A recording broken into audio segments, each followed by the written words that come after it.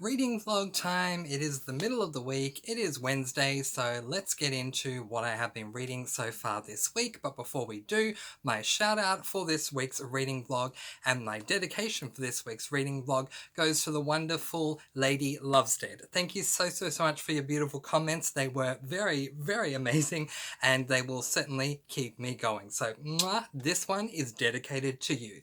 Alright, so talking about what I have been reading this week, I finished One of Us is Lying by Karen M. McManus, and this book was incredible. So for those of you who don't know, this is a YA thriller that follows 5 people initially who end up receiving a detention. While they are there, there is another boy that is amongst them who ends up, unfortunately, I won't spoil how, dying. And so the other 4 people who were there with him are suspects in his murder. With the book being entitled One of Us is Lying, we're trying to work out which one of these 4 other people that were there in the detention were lying and which one was responsible for this classmate's death. This book was incredible for so many reasons. First of all, the character building was done so incredibly well. I'm not a character-driven reader, I'm a plot-driven reader, and this is definitely a plot-driven book, but the characters within the book go through an amazing character arc, and I just really fell in love with getting to know each of them because they are so very different, with the one thing that ties them together being that they are these suspects. But the second thing that made this book so amazing was the reveal. As with most thriller books, the reveal is what we rate these books on, because for 3/4 of the book, we're trying to work out who done it. And usually that's what a thriller is. It's a who done it. Not necessarily that someone has murdered someone, but someone has done something. And we're trying to work out who that someone who did whatever this thing is. And the reveal really can make or break a book. To give you an example, let's just say that you're reading a book and you have 3 characters that are the 3 suspects. And then at the end of the book, you get the massive reveal. Hey, here's the person who did it. It's someone that you didn't even know. They weren't even in the book until right at the end. Or, how about this, even worse, you're pretty sure that you know who the person is that did whatever the deed was, right? And then you get to the reveal and you find out, oh no, it wasn't them. They just so happened to have an identical twin. Yes, this has become a trope. It's done that often. It is called the identical twin reveal. No one likes this reveal because it cheats the reader from being able to work out who the person is, who the whodunit person is. And so that can really destroy a reading experience. Or it could be someone that we don't know much about at all. Maybe we get to know a little bit about them in the first chapter and then they just appear every so often here and there saying hi and bye, but we don't know much about them. And then they're the person that did the deed and we're like, oh my goodness, I don't even know you. How was it you? So you can see from those examples how a thriller can be incredibly disappointing with its ending. I actually want to give you an example of this. So my example is this book, The 7 Deaths of Evelyn Hardcastle by Stuart Turton. I loved this book and I ended up giving it 4 stars. Why did I not give it 5 stars? Well, the reveal was just so incredibly disappointing. Now, I don't want to give away who the killer was, because in this book it was a murder and we're trying to work out who the killer was. But the first 3/4 was just done so incredibly well. And then when we found out who the killer was, this reveal came with so many twists and turns that it really leaves the reader feeling betrayed. And not only that, but leaves the reader thinking, there's no way I could have figured this out. Now, not everyone goes into a thriller trying to figure out who it is. There are readers out there who read thrillers and they just go along with the flow, and when the reveal happens, they either like it or they don't. But most readers who read a thriller or any type of medium that is to do with a thriller, if it's a TV show, a film, or whatever, go into this experience, whether they're reading it, viewing it, whatever it is, trying to work out who it is. And so when you have too many twists and turns in the end to the point where it's impossible for you to work out who it was, any scenario where it's impossible to work out who it was, it becomes disappointing. Now, I didn't let the reveal ruin my experience of this book because the first three quarters were absolutely amazing, and that's why I gave it 4 stars. But the reveal absolutely let me down. And there are other thrillers that I've read that I have unhauled since, so I can't show them to you. And since there's no editing being done with a reading vlog for me, I can't even put a picture up on the screen. But I will say that there was a book that I read last year, and I don't even remember what it's called. But anyway, there was a book that I read last year, and it was just horribly done, and the reveal was horrible too, so that ended up with it receiving 1 star. Then there were some other thrillers that I read last year where the reveal was amazing, but the rest of the book wasn't so good. But if the reveal is good, 9 times out of 10 readers are going to remember what happened at the end of the book, so that's where the focus is going to be. And if the reveal of a thriller is good despite the rest of the book not being so good, generally it will average out to about a 3-star rating for me and for a lot of people. That's what I've noticed. But back to my point and why I'm going into so much depth and detail about that. One of Us is Lying, the reveal for this book was incredible. I did not work it out. After, I think I said this in my end of week vlog last week, after the first 100 pages, I had started writing down some notes to try and work out, be my own detective and work out who I think was the killer, and I had an idea of who I thought it was, but 50 pages later I threw that out the window because it just no longer made sense, but at the time it did. The reveal was not at all anywhere close to what I expected it to be, but it was so incredibly amazing. Why was it amazing? 2 reasons. 1, I did not suspect it. Now, there have been books that I've read, thrillers, where I've found out who the person was the reveal, and I was right, and I was impressed with that. So it doesn't matter if I'm right or wrong. What matters for me is the execution of the reveal. So there have been times where I've been right and the execution was so good that I enjoyed it anyway, and then there have been times where I've been right and the execution was so poor that I did not enjoy it. With this book, I was absolutely dead wrong with the reveal, but the way that it was executed was amazing, and there are ways to work out who the killer was in this book. So I just couldn't give it any rating lower than the absolutely perfect 5 stars. I think this was wonderful, and I do plan to continue on with the series because, get this, I did not know this, but this is actually book 1 in a series, so I'm ready to read more Karen M. McManus because this is just incredible, and I can't wait to read book 2. 5 stars for One of Us is Lying. So after finishing One of Us is Lying, I ended up picking up my next book, and I was 3 days actually ahead of schedule. I am incredibly pedantic when it comes to my reading, to the point that I have a makeshift calendar typed up on Microsoft Word where every single day I literally write out the book I'm reading and how many pages I want to read, where I want to get up to ensure that I get through all the books that are on my TBR by the end of the month. I end up being 3 days ahead. I'm now actually 4 days ahead of my TBR because I finished my next book. So I was going to talk to you a little bit about where I was up to and all that kind of stuff, but I'm done. I actually finished it before I started doing this reading vlog. So that book was this book, Unbelievable, which is book number 4 in the Pretty Little Liars series. Now, for those of you who don't know, the Pretty Little Liars series revolves around 5 girls who were having a sleepover at the start of the series. One of those girls ends up going missing, and then they find out later on that she has died. And then the 4 remaining girls end up receiving a ton of texts from a mysterious cyber stalking antagonist known as A. So we spend the first 3 books dealing with all of these things that A is dishing out to the girls. Now, what kind of power can a cyberstalker have over its victims? Well, many, as I'm sure you can think of them. But in this particular world, the reason why the series is called Pretty Little Liars is because our 4 remaining girls all have a ton of secrets.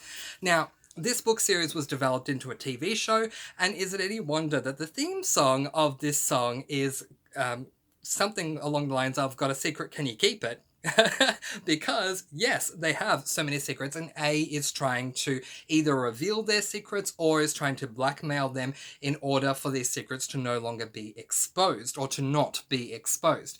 Now, it takes until the end of this book, book 4, which is halfway through the series because there are 8 books, for us to finally get the reveal of A, or should I say, our first A, because this book literally ends not only with the reveal, but the last page with the narrator saying, I'm the new A. So there's another A, and we're going to jump into book number 5 and see what happens with this new A.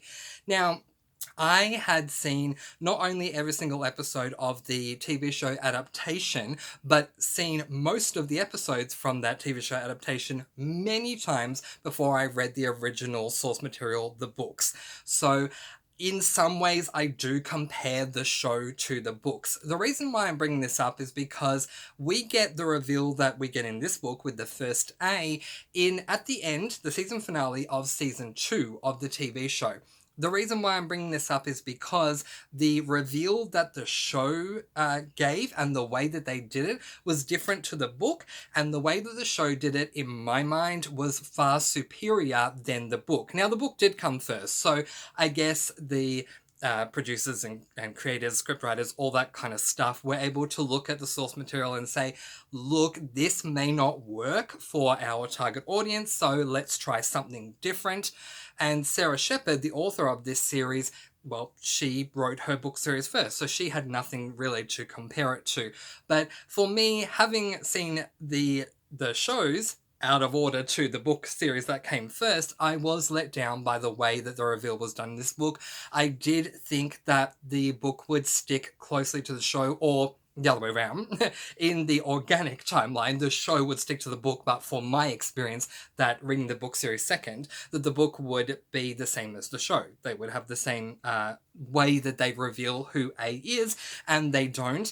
In fact, the way that they reveal it in this book, I thought was rather lame, and I feel bad saying that because otherwise, on the whole, I did enjoy this book. So ultimately, I rounded off and ended up giving this book 4 stars. The reveal just really, really let me down, and it was thanks to a plot convenience that our 4 girls end up working out who A is, which I think is such a massive letdown considering how fantastic the series was to this point. This antagonist was just so good. And then, thanks to a plot convenience, the girls find out who A is.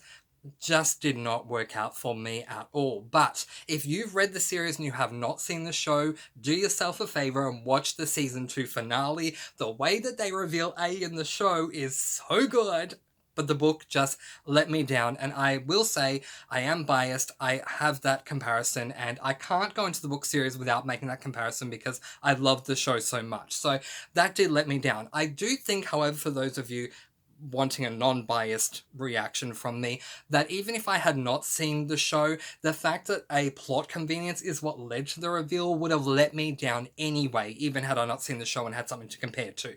So I still think I would have given this book 4 stars anyway. So I got through this one, I loved it until the reveal, and I am looking forward to the next A. Speaking of the next A, I'm now going to turn my attention to what I'm planning on reading for the remainder of this week, and the first book that I'm going to be reading is book number 5 in that series, which is Wicked. So the reason why I'm reading 2 books in a series from the same series, one right after the other, which I don't normally do. For those of you who've been following me since the beginning of my channel, you know that I like reading 1 book from a series per month and kind of, dragging it out that way so that I can take a longer time to get through it and really just, allow myself that time to enjoy the latest book before going on to the next one. But the reason why I'm doing it this way is because I plan to read one Pretty Little Liars book every single month, but there was no room on my TBR last month. So I'm basically catching up. I was supposed to, owing to my own schedule, be reading Unbelievable in May. But because I didn't have time to do that, my May read, unbelievable, came over into June. I've now caught up, and now I'm reading my June Pretty Little Liars book, which is book number 5. So again, this is a YA, well, it's a mystery, actually. I don't know if I actually revealed that, but there's a lot of contention going on as to whether these books are YA thrillers, YA mysteries, or YA thriller mysteries. I honestly think, if anything, it is a combination of both of them, but I think more than not it is a mystery because we are really trying to work out what the heck is going on. Where with a thriller, sometimes, well, people just try to work it out anyway, but it's not kind of implied that you should be trying to work it out. It just happens that way. Where with Pretty Little Liars, the girls are trying to work out who it is. So there's an active involvement in trying to work out who it is. And in that case, I call that a mystery as opposed to a thriller. Anyway, so this is book number 5. I am looking forward to going into it. As I said, there is a new A. I haven't started reading it yet. I have bookmarked literally in on chapter 1 because I haven't started yet. But as I said, I'm looking forward to this new A to see how this new A does go. I know that the show did stick to the series for a certain amount of time and then it branched away from the book series. So I don't know if this is going to be completely different to the show or not. But time will tell. And when I do my weekly wrap up, I can answer that question for you. Now, if I end up doing as well as I have been doing so far and getting through that book incredibly quickly, despite the fact that I was not meant to be finishing book number 5 until Saturday, if I do finish it early, I'll just move on to the next book that is on my TBR, and that would be this book, Peter Swanson's Every Vow You Break. Now, this is a new release that came out this year in 2021, and it is an adult thriller. Now, the basic premise for this book, which I feel like I can tell you because I've read none of it, so all I know is the spoiler-free premise, is that we are following a husband and a wife, or at the very least we follow the wife. So I don't know if it's a dual perspective or not, don't quote me just yet, but there is a husband and a wife who have gone away on their honeymoon, hence the term every vow, and the you break part comes about because while they're on their honeymoon, the wife sees a guy that she ended up having an affair with against her husband, and I'm sure there's going to be a lot of fireworks that spark throughout this entire book. It just sounds really, really good to me. I'm definitely in a thriller mood these days, so I'm definitely looking forward to getting on to this one. But if you have read this book, let me know in a spoiler-free way in the comment section below what you thought of it. Please don't spoil it, just, thoughts and feelings. I liked it. I didn't like it. I thought it was amazing. I thought the first half was good, second half not so good, whatever it was. Just let me know in a spoiler-free way because I would love to know your thoughts, and I will definitely be giving you mine when we get to, well, the end of the week if I've started it, then there, or the end of the week if I finished it. I can tell you a little more about my thoughts and feelings having finished the book. But anyway, we're going to leave that there, and I'm going to start wrapping this up now. So, in my midweek reading vlog, I asked you guys which book you would like for me to review, and I got a response from that one, which I really appreciate, but there's still time for you guys to give some responses if you would like to. In the meantime, if you would like to vote for other books for me to review, I'm happy to review either of these two. Unbelievable, the 4th book in the Pretty Little Liars series where we get the first A reveal, or One of Us is Lying by Karen M. McManus, or both of these. I don't believe I've reviewed any of the other Pretty Little Liars books, but I'll have to go back and check. I don't think I have, but I'm happy to do either or both of them if you want. But that is it. That's where I'm going to leave it. So, these are the 2 books that I finished before the halfway mark, the midweek reading vlog, and these are the 2 books I'm going to be reading for the remainder of the week. How's your week been going, your reading week? I hope it's been going well. I hope you've picked up some amazing books, and if you have, feel free to let me know all about them in the comment section below. But in the meantime, that is where I am going to leave it, letting you guys go with peace, blessings, and so much love. I post videos every Monday, Wednesday, and Friday, and I'll see you again soon. Mwah. Thank you so much for watching, and happy reading!